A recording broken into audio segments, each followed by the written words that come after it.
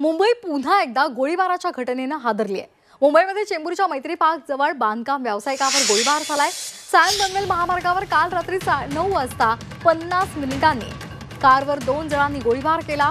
बांधकाम व्यावसायिक सदुद्दीन खान हे आपल्या कारमधून बेलापूरच्या दिशेने जात असताना डायमंड गार्डन इथे अतुल पार्क या परिसरामध्ये त्यांची गाडी आली असताना त्यांच्यावर मोटरसायकलवरून आलेल्या दोघांनी गोळीबार केला।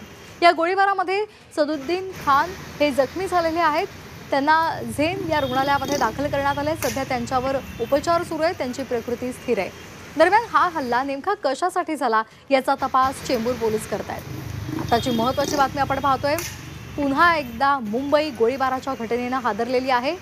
मुंबईमध्ये चेंबूरच्या मैत्री पार्क जवळ बांधकाम व्यावसायिकावर गोळीबार झालाय।